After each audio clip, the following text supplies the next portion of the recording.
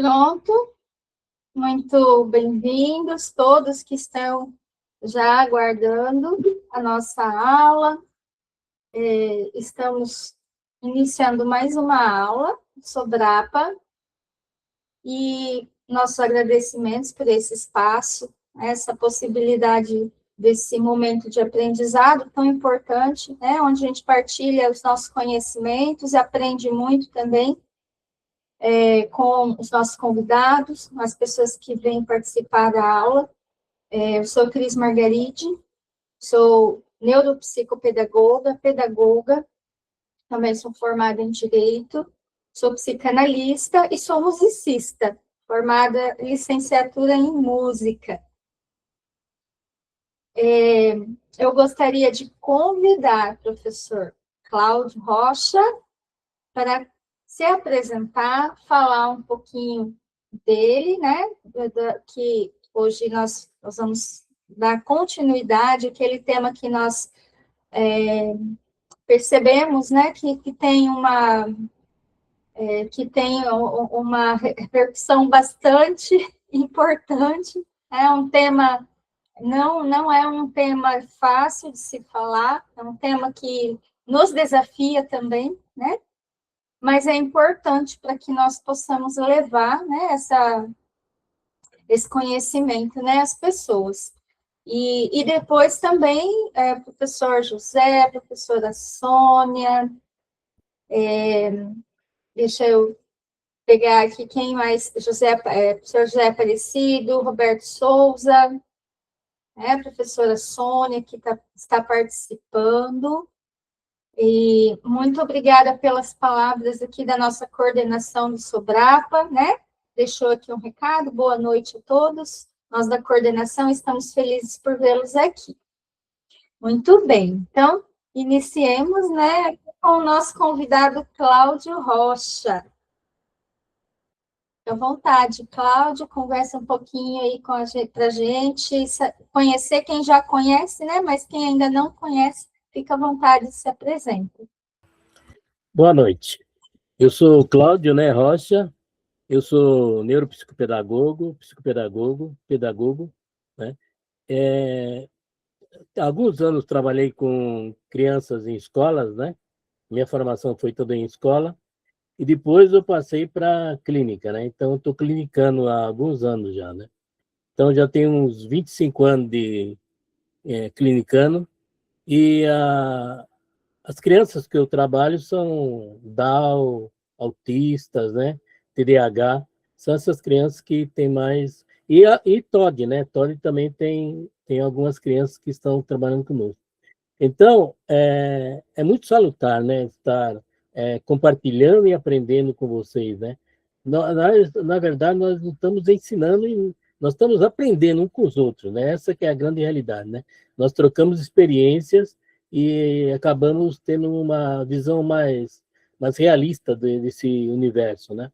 Então, estou à disposição aqui para ajudar e contribuir, né?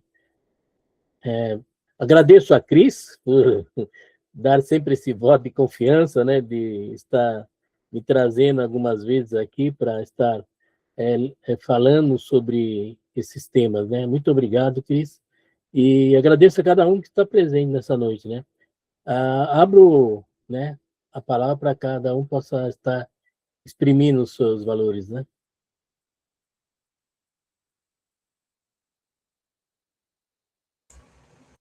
Com certeza.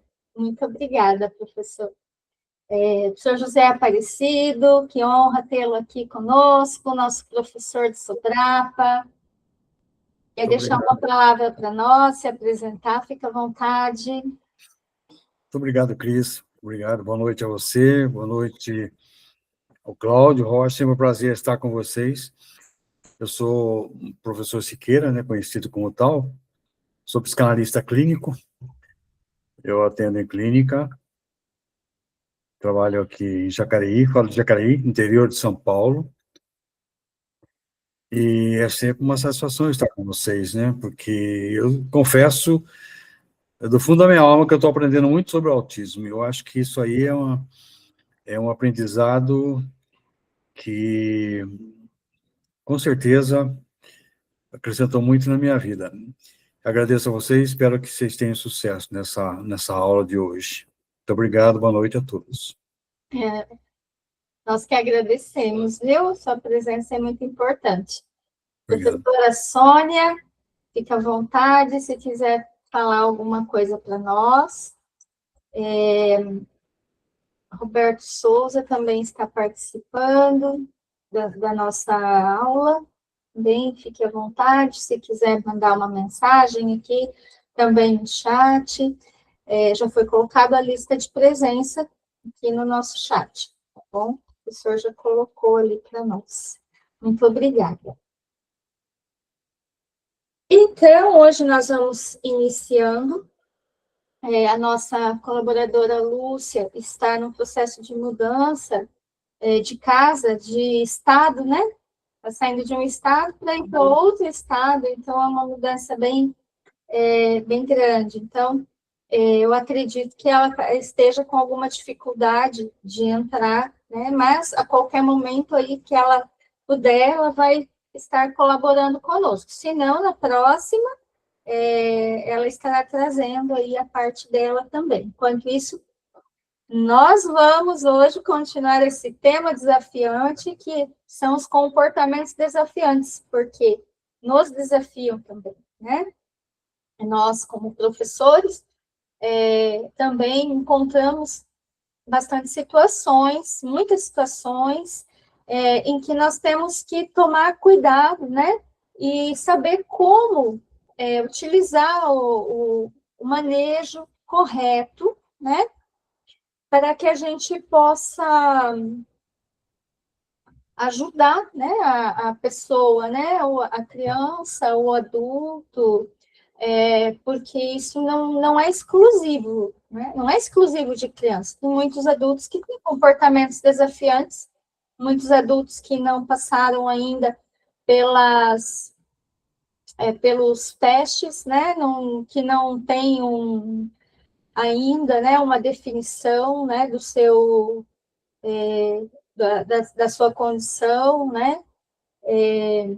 Então, muitas vezes, nós que trabalhamos na área, nós que observamos muito no dia a dia, muitas vezes nós temos esse olhar mais clínico, né? Como dizia o professor Cláudio, ele, né, atende na clínica, né, também ali. Então, a gente já vai adquirindo esse olhar clínico e a gente percebe, né, algumas dificuldades. Vou colocar aqui uma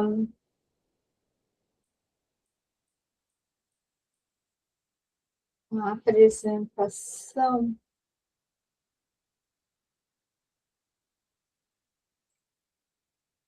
para compartilhamento. Lá.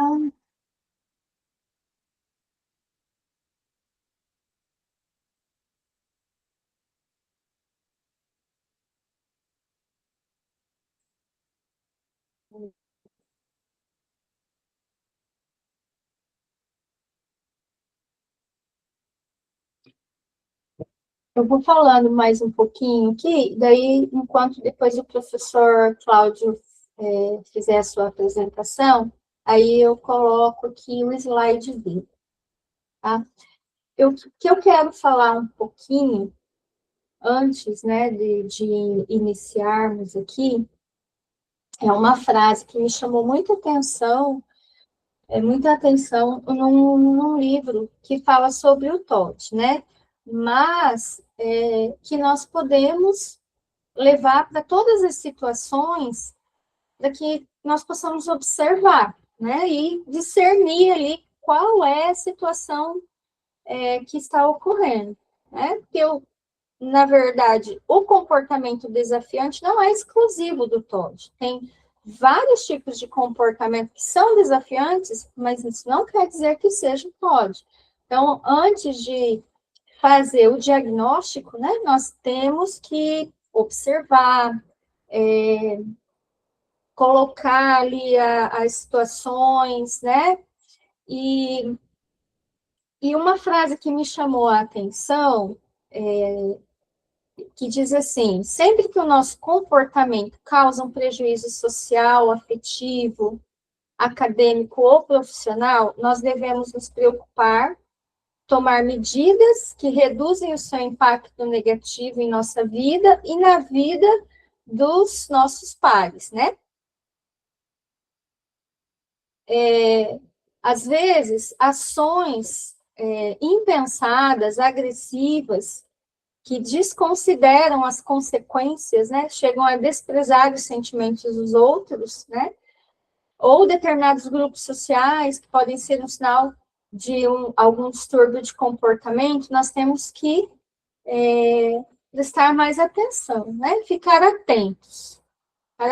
Então, os distúrbios de comportamento, eles são muito diferentes de pessoa para pessoa. Tem pessoas que têm, assim, um comportamento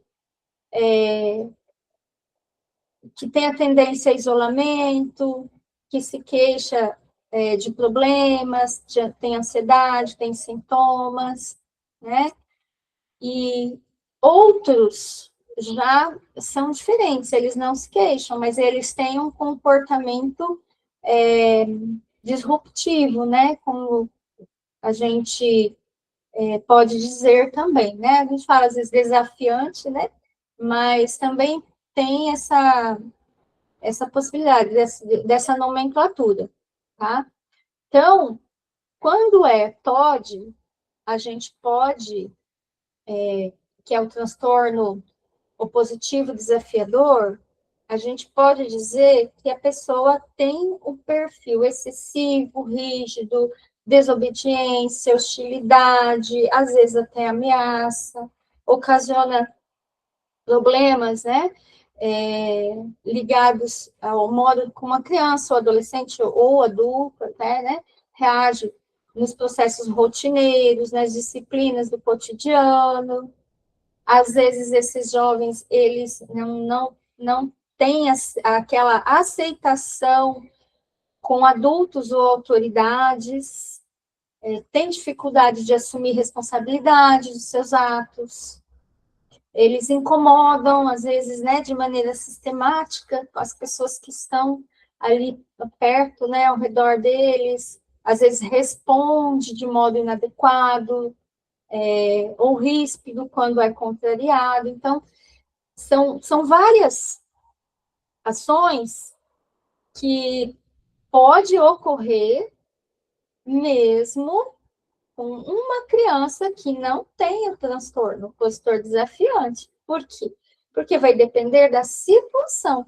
Se a criança está numa situação, né, complicada, e até nós falamos bastante sobre isso na aula passada, a professora Lúcia falou também bastante, né, sobre isso, sobre as outras coisas que devemos observar, as outras situações que nós devemos observar para que nós possamos discernir se é realmente um transtorno ou se é um evento passageiro, alguma dificuldade, né, que a criança ou a pessoa está passando.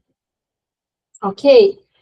Então, dada, né, essa introdução, assim, sobre o que nós vamos dar, né, continuidade hoje, eu vou passar aqui a palavra para o professor Cláudio.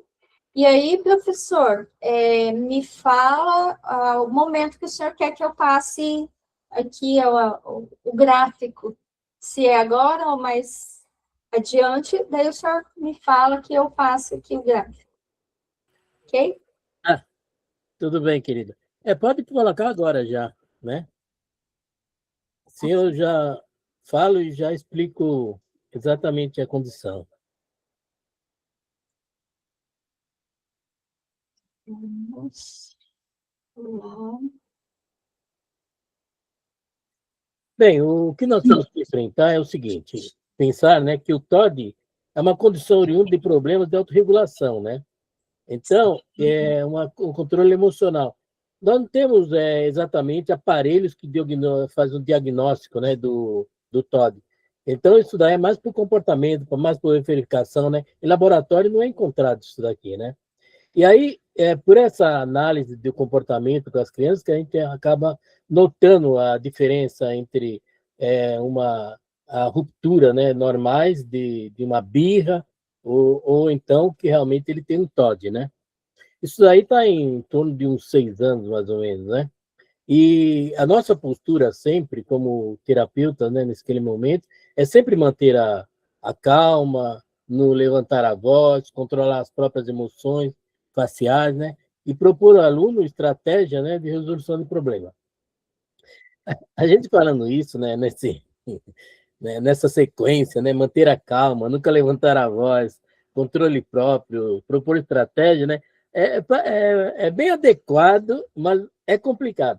E, e aí eu posso narrar, né, para a gente simplificar, 2 casos bem que me trouxeram um trabalho sobre TOD, né, que eu tenho poucos pacientes com TOD, mas esses daqui são específicos. Esses aqui dá para mim ter uma visão real de como funciona o TOD, né? Então, é uma menina e um menino. Então, eu vou fazer uma narrativa de como foi o menino. A menina, primeiro. A menina é o seguinte, eu recebi essa menina, e aí eu estou trabalhando com ela e estou dentro desse prisma. Manter a calma, fazer a demanda, fazer troca, organizar ela, fazer com que ela tenha alguns princípios, né, de comportamento ali dentro. E estava tudo uma sequência terapêutica tranquila. A gente ia falando, ia desenvolvendo. Eu já tenho uma estatística, né, do que eu precisava fazer com ela para melhorar o comportamento dela, né? Até uma determinada momento. E, de repente, é exatamente esse quadro que acontece em uma sessão. Primeira aluna, ela entra calma, tranquila. Ela a gente não se apercebe, né, do momento que começa uma mudança de atitude dela. Então, muitas crianças com autismo, tá, elas vão dando uns sinais, né? Mas o TOD, ele sabe, de repente, pode ser também um gatilho, né? Muitas vezes é disparado um gatilho de alguma forma que ele não gosta e não. Mas nesses casos aqui que eu trabalhei, não teve gatilho. Então, ela começou na primeira fase, calma, tranquila, obedecendo, organizando. Na segunda fase, é exatamente isso. Ela começou a provocar. Então, ela queria... a gente estava trabalhando um determinado material, ela queria trabalhar com outro material. E aí ela falava, eu quero outro material. Aí a gente negocia, né? Fazer a negociação. Fala, não, vamos aguardar um pouco, vamos terminar essa etapa. Assim que nós terminarmos, vamos passar para outra. Mas ela falou, não, eu não vou querer fazer essa segunda etapa. A gente negocia de novo. Não, a gente vai, olha aqui, ó, tá aqui organizado, vou deixar até aqui do lado. Tá. Aí ela falou assim, olha, acontece o seguinte, você não vai deixar, então eu vou começar a jogar as coisas. E aí tem uma janela na minha sala, né? Uma janela. Aí ela começou a pegar as coisas da mesa e jogar pela janela, jogar pela janela, jogar pela janela. Então, eu tentei persuadi-la, conversar com ela, mas nada. Uma explosão, e jogou, até que não teve mais jeito. Aí eu falei, então tudo bem, vamos parar agora. E ela pegou as coisas, eu levei até a mãe dela, não teve como negociar, né? Cheguei na mãe dela, mostrei, a mãe dela falou, tudo bem, né? Ela tem essas explosões e tal. A segunda vez que eu estive trabalhando com ela, trabalhei pouco, a segunda vez que eu trabalhei com ela pegou, estava na mesma situação. Eu já tinha uma percepção do que ela fazia, e a gente foi trabalhar, eu não sei por que cargas d'água veio na minha mente trabalhar com tinta, meus amigos. Eu trabalhei com tinta. Então, tem as guache, por causa que a gente ia fazer um trabalho lá, né, de artes. Então, eu falei assim, vou trabalhar com tinta, né? A Cris, que é músico, sabe, né? Então, vamos diversificar o trabalho. Meu Deus, para quê? Aí ela pegou a tinta, estava fazendo bonitinho a arte e tal, né? Eu falei, não, você parece até Picasso, tal, né? Lautrec, e incentivando, né? Inflamando aquele, né? Aí ela começou, você achou que tá bonita aqui? Ela pegou o pincelzinho na tela, você achou que tá bonita? Eu falei, tá lindo. Ela pegou, agora, vê assim, ó, isso nariz também fica bonito assim. Pegou o pincel, me colocou no nariz. E aí foi. E aí ela já pintou o braço dela, pintou o rosto dela, sabe? Olha, eu procurando negociar com o mas não houve maneira de negociar com ela. Quando eu cheguei para entregar, a avó dela que estava lá em cima. Entreguei a menina toda pintada, mas toda. Não, a avó dela ficou muito chateada. Como é que você deixou? Eu fico perguntando, como é que eu deixei? Também eu tenho essa percepção. Como é que eu deixei chegar naquele ponto? Mas é uma dinâmica tão rápida, vai uma coisa, vai outra coisa, entra no conflito, você não tem como desmontar, é uma bomba relógio ali, né? E aí eu fiz uma reunião de grupo, né? Eu especifiquei o caso, e aí, como podemos contornar? Aí eu especifiquei esse quadro de situações, aí o pessoal falou, olha, eu acho que nós temos que fazer com que ela tenha um par, né, para fazer essa terapia, um par que ela identifique as mesmas possibilidades que ela pode ter. E nós colocamos uma outra criança, que eu vou contar depois, ela é individual também. E aí, olha, por incrível que pareça, parece que houve uma sinergia completa entre os dois. Não houve mais problema. Os dois começaram, sabe, a trabalhar. É evidente que de vez em quando ela dava uma rebaixada, né? Ele dá uma rebaixada também, mas a nível de experiência terapêutica, de início a final, eles conseguiram se modularem entre eles e avançarem, até tanto que já tem mais de 6 meses que a gente está com essa formação e eles têm se evoluído, né? Então, muitas vezes, como a gente vai pegar a estratégia, né, para resolver esse conflito, para desativar essa forma de expressão, porque essas provocações não é uma coisa que é benéfica para eles. Eles sentem a dor, eles sentem, mas após, porque para aquilo lá é uma adrenalina para eles, né? Eles ficam entusiasmados, realmente ficam agitados, meio agitados. E a gente tem que ter muito, muito cuidado, porque né, são crianças, né? São menores de idade, tem que ter muito sensibilidade para não, né, não tocar, para através da conversa você chegar a um senso comum e fazer com que haja essa situação. Então, esse comportamento, essa modulação de comportamento, no TOD é que tem que ser ajustada, né? É evidente que tem remédios, tem, né, química que pode ser utilizada, mas essa compreensão que eles têm que ter, sabe? Porque é um universo, quando a gente coloca eles em conjunto com outras pessoas, eles vão ter que interagir não só com a escola, não só com a terapia, mas com a sociedade. Então, para que não haja essas explosões, esse desligamento social, porque é um desligamento, eles desligam totalmente da sociedade. Então, é muito perigoso isso, né? E essa menina, hoje eu não atendo mais ela, mas ela está num grupo com outro atendimento. E é musicoterapeuta, a profissional que está com ela, né? Então, aí há uma boa sincronismo, né? E o garoto é o que eu trabalho também com essas fases, ele também começou da mesma forma, né? Que é uma criança muito inteligente, eu já até relatei anteriormente sobre ele. Ele é muito inteligente, ele é um menino muito capaz, ele tem uma percepção muito grande, ele, para a idade dele, não academicamente a inteligência dele, a inteligência cognitiva dele, né? Ele mostra que tem capacidade até maior que a idade que ele tem com as crianças, mas ele se sabota todo o tempo. Ele sabota diariamente, sabota, sabe, as suas expressões, sabota os seus próprios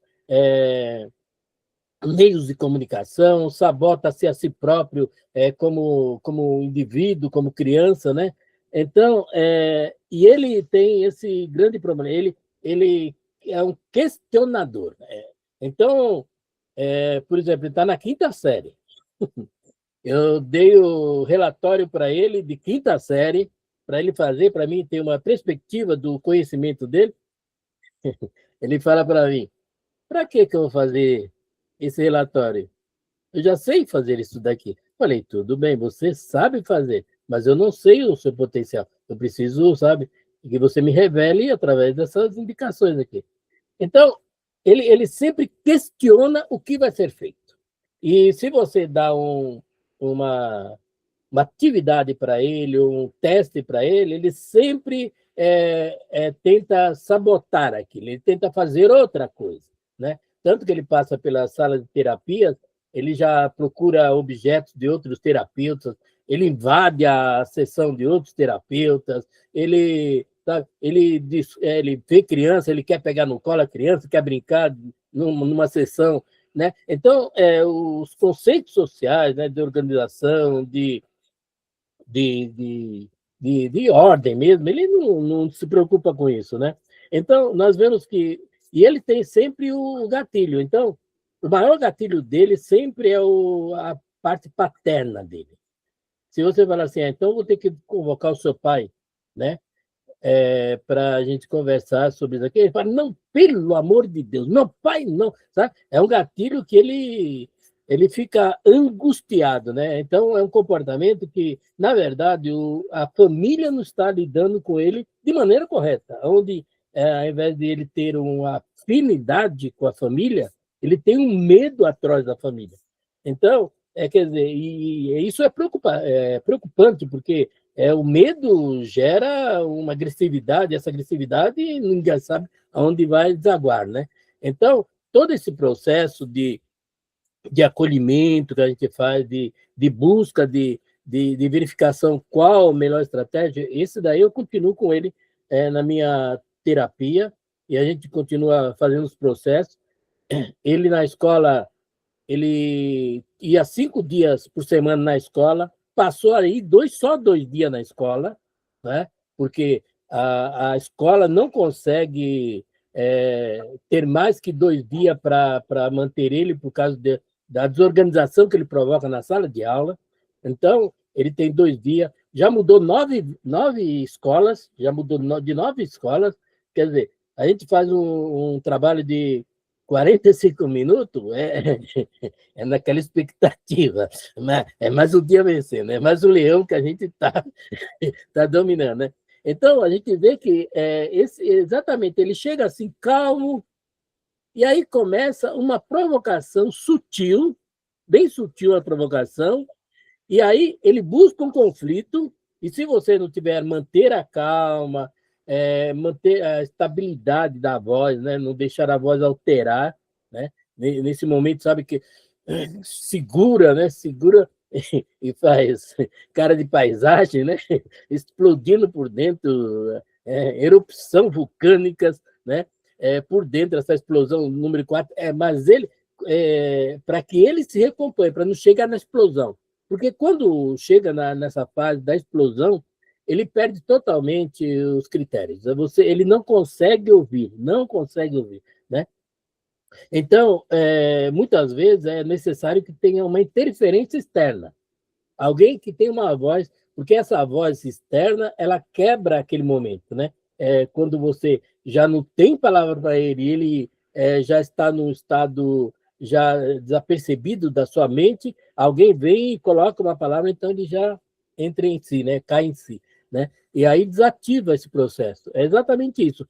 Desativa o processo e aí você tem como reorganizá-lo, né? Normalmente, falar o que pode ser feito, o que não pode ser feito.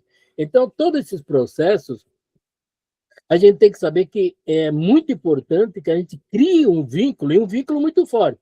E não tenha um sentimento de, sabe, de hostilidade em nenhum momento. Porque se a criança que tem o TOD perceber que há um gatilho em você, que cria uma hostilidade em você, ela vai atacar ali, e ela consegue perceber. Então, você tem que fazer de tudo para que não haja ele se vislumbre isso, ele veja isso sendo aflorado, né?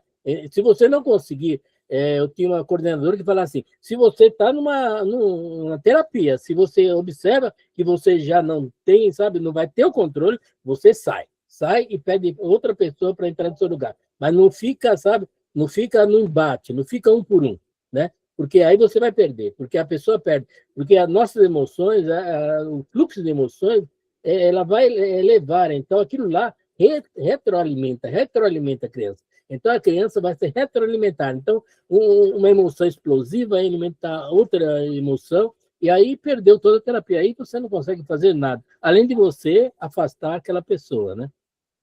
Então, é sempre pensar que esses conflitos, assim, né, eles são muito pelo comportamento. Então, se nós queremos organizar um comportamento, nós precisamos, sobretudo, saber nos comportar. Então, sobretudo, sabe, um trabalho interior nosso. Nós temos que procurar, então, a psicanálise é muito bom nisso, né, para você saber suas estruturas. O que está mexendo tanto com você? A gente saber, sabe, fazer uma análise. O que está mexendo comigo tanto, essa criança, né? Porque a hostilidade, se você deixar que a hostilidade ela tome conta de você, você não consegue mais perceber o movimento. Então, você, quando perceber que está, sabe, perdendo o controle, sabe, daquela situação, você tem que estar no divã, vamos dizer assim, né? E falar, olha, está acontecendo isso comigo, eu preciso, sabe?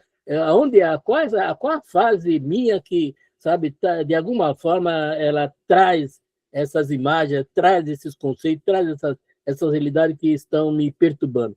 Então, esses dois casos, eu acho que ela abre, dá uma luz sobre o que é que a gente enfrenta e que a gente tende a enfrentar. Porque essas fases, fase 1, 2, 3, 4, 5, 6, 7, né? São essas fases que elas molduram realmente o que vem por aí, quando a gente pega parte, né? E não é birra, é um comportamento que precisa ser trabalhado de todas as formas, né? E é preciso haver uma restauração para essa criança. Ok? Passa a palavra para a Cris.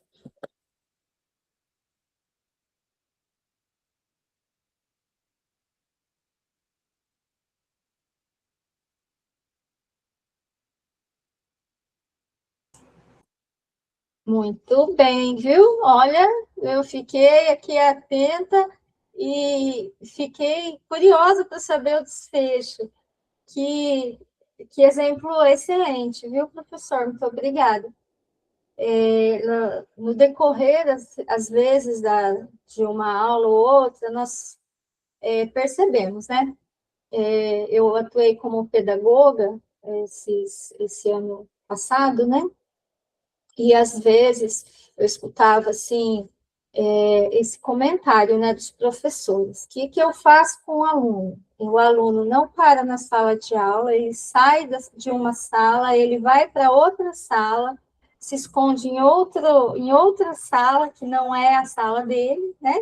Para não fazer a atividade, para fugir daquela atividade que ele se nega a fazer. Não quer fazer a atividade, né? E muitas vezes esse aluno vinha para mim para eu conversar, e algumas vezes dava certo. Eu perguntava, questionava, né? Olha, você é inteligente, não é? Ah, eu sou inteligente. Então, raciocina comigo aqui. Pegava uma folha de papel, assim, ó. Então, nós temos essa hierarquia aqui na escola. Aqui é assim. Aqui é assim, e não tem como, né? Não tem como fugir disso. O professor vai pedir uma atividade e você deve fazer essa atividade conforme o professor pede. Não pode ser feito como você quer, né? Então, tem que ter essa concordância da tua parte, porque senão o que vai acontecer? Você não vai fazer o trabalho, você vai ficar sem nota, você vai perder nota, você vai reprovar. E daí nós vamos ter que chamar o pai ou a mãe aqui e explicar o que está acontecendo. E não é muito mais fácil você fazer essa atividade e aí você faz uma carta, coloca num papel tudo que você não concorda, que você gostaria de mudar. Eu vou levar, professor, como sugestão. Mas agora, nesse momento, você tem que fazer a atividade proposta. Às vezes dá certo, né? Então, eles são muito inteligentes, né? Então, tem essa parte do questionamento, né? E eu vejo que nas altas habilidades tem muito questionamento, mas não é TOD. Naquele momento, é o questionamento, é um questionamento interno, é uma dor que ele sente, porque ele se sente já adulto muitas vezes, ele é criança, mas ele não se enquadra ali naquele local, né? E aí é uma daquelas situações que parece TOD, mas não é TOD, né? E aí a gente tem que tentar vencer pelo lado da inteligência. Olha, você é inteligente, então raciocina comigo. Vamos analisar a situação aqui junto. O que aconteceu? Isso. Isso aqui está correto? Não está. Dentro de uma hierarquia que funciona X, Y, né? Está aqui, o professor, diretor, coordenador. Então, nós temos que fazer dessa forma, né? Então, partia para esse lado. Bem-vindos, né? Bem-vinda, Ana, bem-vinda, Nayara. Que bom que vocês estão participando, sejam bem-vindas. No finalzinho, eu vou chamar vocês aí, para vocês se apresentarem, tá? E quando eu estava estudando, preparando, vi algumas frases que me chamaram a atenção.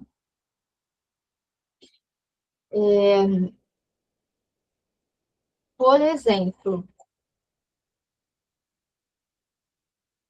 eu vou até colocar aqui para compartilhar aqui, para a gente ler junto e falar um pouquinho. Ó, ali. O TOD, ele é caracterizado por um perfil excessivo, rígido, de desobediência, que até que eu comecei a falar um pouquinho no início, né, na introdução do tema, hostilidade, ameaça, que ocasiona sérios problemas ligados ao modo como a criança ou adolescente reage aos processos rotineiros e disciplinares do cotidiano, né? Como o professor Cláudio estava comentando, né, sobre o caso que ele atendeu. E é muito rico esse estudo de casos, esses exemplos, né? Porque é a partir daí que a gente começa a compreender essas diferenças, que uma criança é diferente da outra. A abordagem para uma criança pode dar certo, pode resolver ali o problema no momento, né? Mas para outras não. Tem que ir por uma outra via. O que eu achei interessante que o professor Cláudio comentou, né, sobre a questão das tintas, né? Então, nas tintas, sim, tem esse risco. Agora, imagine numa aula de música, uma aula de flauta doce. A flauta deixa de ser doce. Ela fica azeda, ela fica amarga, ela fica de tudo, menos doce, que é o objetivo dela. E aí, numa aula de flauta, o aluno começou a usar a flauta como apito. E ele ia perto do ouvido do outro aluno, né? E aí eu utilizei essa fala. E, pessoal, como chama essa flauta que vocês têm na mão? Ah, eu não sei. Como que é? Flauta doce. Então, se você tocar a flauta da maneira correta, suave, ela vai estar cumprindo seu papel. Agora, se você assoprar a flauta como se fosse um apito, ela deixa de ser instrumento, ela vira um apito. Quer ver? Vamos tirar. Daí desmonta a flauta. Vou até pegar aqui, só um minutinho.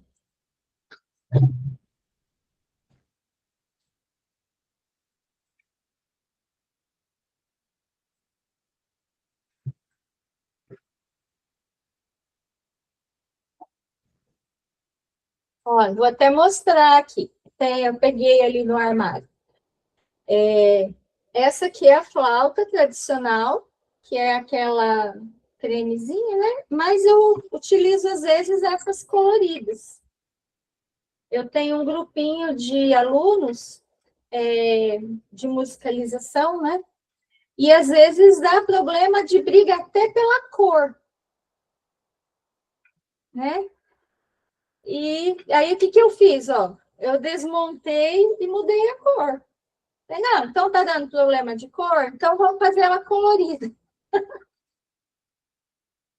Né? E aí o pessoal não compreende nada, né? Depois vê, olha, de onde surgiu essas flautas coloridas, né? Como é que ela fala? Sabe de nada, inocente, né? Mas a gente tem que se virar nos 30, né? Para poder administrar uma situação e ajudar a criança a compreender todo esse processo, né? Como é importante que eles aprendam, né, esse processo, né? E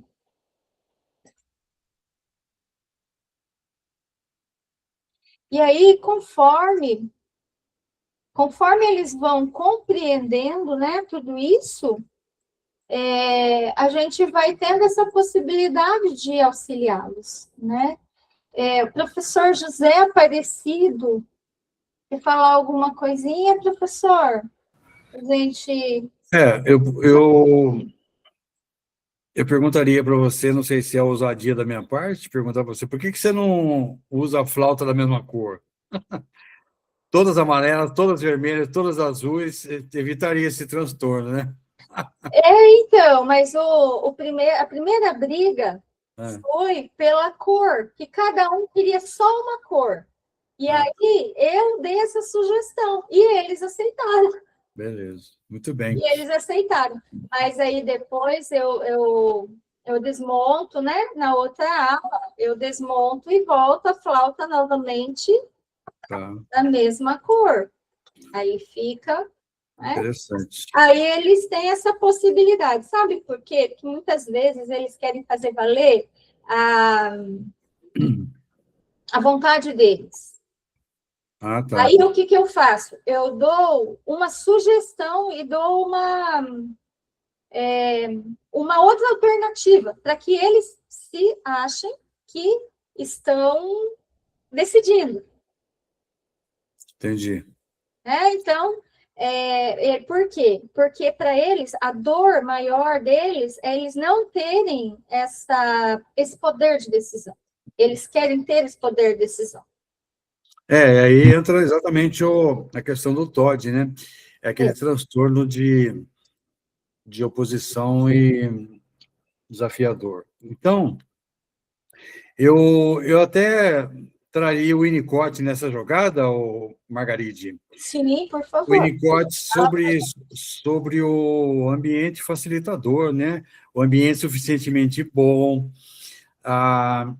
Eu acho extremamente interessante o trabalho do terapeuta com as crianças autistas, crianças ou adolescentes, especificamente as crianças que estão em fase de formação, que o trabalho com a família é primordial, porque se tiver um excesso de cuidado em casa, isso pode acarretar uma explosão aí emocional, né? Uma descarga emocional. Existem duas expressões inglesas, né, que eu estava dando uma olhada, o meltdown e o shutdown, né? Que o meltdown é involuntário, e a gente confunde isso com birra. Então, a birra é proposital. A birra é intencional, mas o meltdown não, é involuntário. E o shutdown é exatamente a situação em que a criança fica apática, coloca a mão, não quer esse barulho, põe a mão no ouvido, ou se afasta das pessoas, né?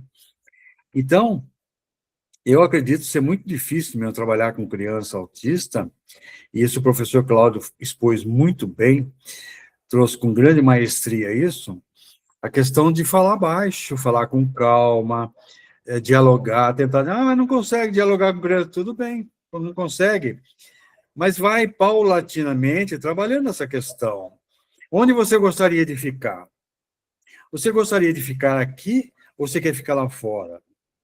Onde você gostaria de estar? Perto da janela ou longe da janela? Porque, às vezes, num ambiente ensurdecedor, muito barulho, caixa acústica, aquela coisa, ele põe a mão no ouvido, ele tapa o ouvido, ele não quer, ele berra. E aí? Ah, não sei, está fazendo birra. Não, calma aí. Ele tem um problema seríssimo e nós vamos tratar disso.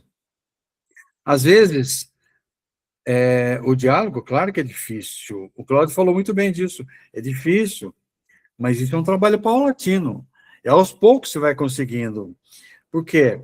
Dá chance, dá opção para a criança também, né? Não tem que ser aquele professor que é autoritário, existem. Não, tem que ser do jeito que eu organizo a sala. Não, mas a criança não aceita isso. Ela não quer sentar na primeira carteira. Ela quer ficar na última carteira. Dá essa chance para a criança optar, para escolher o seu lugar, para escolher o seu ambiente, né? Então, o Winnicott trabalha muito bem essa questão da mãe suficientemente boa, né? Da mãe do ambiente suficientemente bom, do pai carinhoso. Às vezes a criança tem um pai que só berra. E não é só isso, Margaride. Não é o pai que berra com a criança, ele berra com a esposa na frente da criança. Isso dá uma repercussão negativa tamanha na formação da criança, né? E ela é capaz até de... É que os pais não percebem, mas ela é capaz de tapar os ouvidos. Ô, pai, puxa vida, você está gritando muito, pai. Eu já escutei história assim, né? Mas é muito interessante, viu? Eu parabenizo vocês por esse trabalho. Obrigado, Margarite.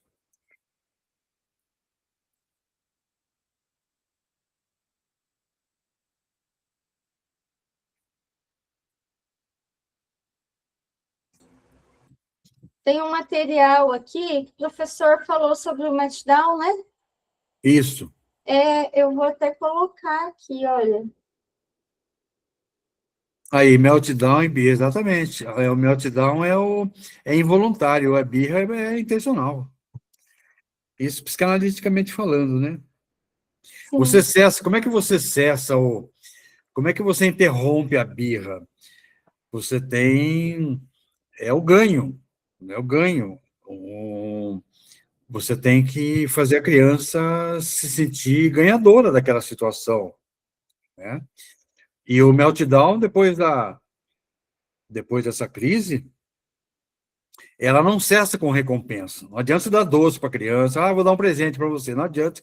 Você não ganha a criança quando ela está nessa crise do meltdown. Ela só vai ficar muita exaustão depois do meltdown, né? E o que você tem que fazer, né? Reduzir. Esse material seu é bom porque você tem que reduzir a luz, som, pessoas, falar calmo. Verdade. Não discutir, não punir, vou castigar você. Fica lá no canto pensando, tá bom, você não vai conseguir, que ela vai sair de lá e vai jogar tudo na sua cara, né? Então, e garantir a segurança física da criança, porque ela pode se jogar. No momento desse, é crucial, porque ela pode se jogar, se morar num apartamento, puxa vida, olha o cuidado que você tem que ter, né? Por isso que as casas normalmente têm nos apartamentos redes de proteção, porque uma criança num estado esse estado de, como o Cláudio usou muito bem, erupção vulcânica, né? Não do pai, da mãe, mas da criança mesmo. Ela, numa explosão, ela pode se jogar. Nossa, mas e aí, ela se jogou, mas ela é burra. Não, não é burra, não. Ela estava em estado, sabe, exaustivo. Interessante isso. Você tem do shutdown aí? Do shutdown não tenho ainda, não fiz. Fiz do meltdown, daí vou estar colocando nas redes sociais, Tá. vou enviar, né, para vocês, e assim que eu tiver do shutdown, daí eu já compartilho também. Legal. Ok? Nós estamos a 20h56, o horário do meu computador está 5 minutos atrasado. Vou ver aqui no celular. 21h02. Temos alguns minutinhos ainda. Eu quero passar uma última frase aqui para a gente ir junto. A forma como esses jovens lidam com as imposições sociais, institucionais, regras e com as autoridades de casa e de fora resulta, infelizmente, na fragmentação das relações, na perda de vínculos afetivos, no constante conflito nos ambientes em que estão inseridos. Eu vi situação em que, infelizmente, né, a escola dizia, não tem condição, nós não podemos continuar com esse aluno. Mas por quê? Porque chegou na exaustão do vínculo, né? E tudo isso que nós estamos conversando aqui, comentando e analisando, também o professor Cláudio comentou, de não deixar chegar naquele ponto do gráfico, né? Até colocar o gráfico novamente aqui. Não deixar chegar nesse gráfico, porque é a fase da crise, né? É isso. Deixa eu achar aqui, que eu já coloco. A explosão. É a fase da explosão. Então, nesta fase, ela a situação se torna muito complicada. Chegou mais uma convidada aqui, seja bem-vinda. Nessa fase 4, né, o aluno, ele entra nessa fase de crise, né, tem esse comportamento de oposição, aí a explosão de raiva, briga, desafia, irrita, como o professor Cláudio deu a explicação, né, colocou essa explicação no caso prático que ele atendeu, né, eu acho que ficou muito bem claro, né, e é o nosso desafio, né, é o nosso desafio. Não deixar chegar, ou detectar antes, porque muitas vezes também não depende de nós, né, muitas vezes nós ficamos ali numa situação em que realmente não temos o que fazer, dependendo da situação, né?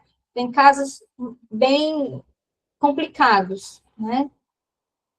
E no final, apoiar, né? Depois da explosão, utilizar aquela técnica, né? Do meltdown, bem, né? Eu acho que é isso. Considerações finais, professor Cláudio?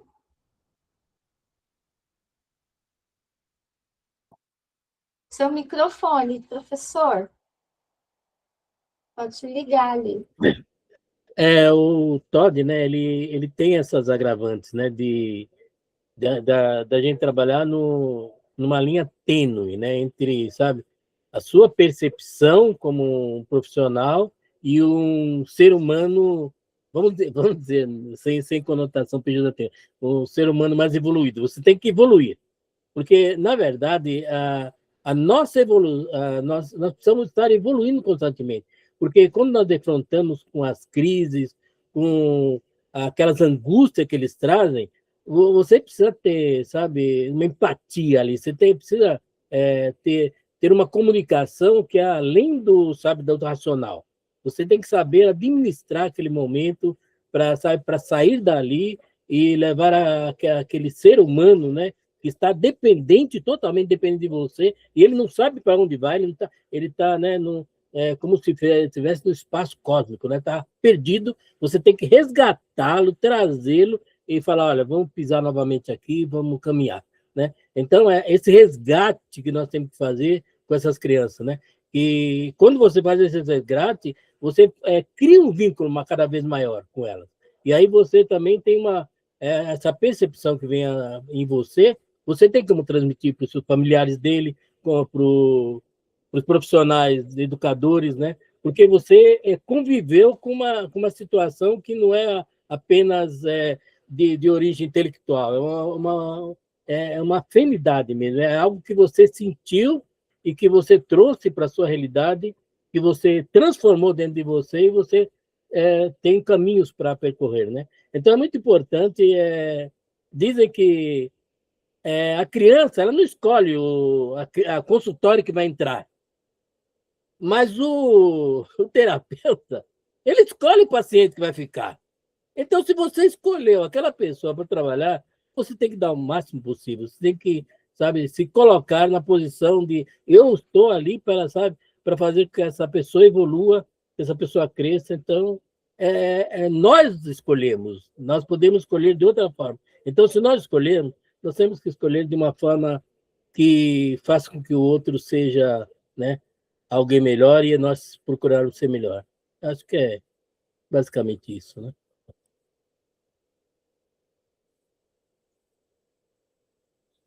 O microfone está desligado, Cris. Obrigada, agora fui eu que esqueci. Obrigada, professor. Então, na nossa próxima reunião, na nossa próxima aula, nós vamos falar um pouquinho da parte do cérebro mesmo, aquela parte de conhecimento das áreas, né? Das áreas do cérebro, e aqui já fica como cenas dos próximos capítulos, né? E entender um pouquinho, né? Entender um pouquinho por que ocorre isso, né? Isso, ó, fatores biológicos, ambientais, genéticos, né? Então, a gente vai entrar um pouquinho nessa área e compreender que realmente tem um fundamento biológico, né? Não é uma questão de birra, né?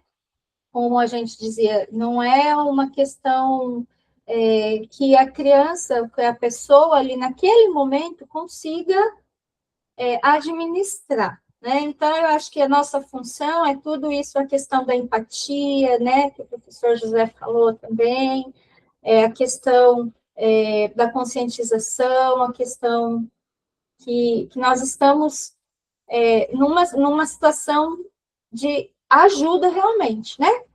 Como terapeutas, psicanalistas, né? Psicopedagogos, neuropsicopedagogos, né? E que bom esse tempo de reunião, que bom esse tempo que a gente para discutir aqui, acho que é a hora que a gente esquece de tudo, né? Que a gente entra ali dentro do assunto, realmente essa vontade, né, de fazer a diferença, de ajudar as pessoas, isso é muito importante, né? E agradeço a Sobrapa por esse espaço, muito obrigada. Muito obrigada, professor Cláudio, muito obrigada, professor José Aparecido, muito obrigada a todos que compareceram aqui. E aí, nesse momento aqui, nós já vamos encerrar a gravação, mas nós podemos continuar falando mais um pouquinho sobre os tópicos e debatendo, né? Eu vou parar porque já deu aqui 1 hora de aula, né?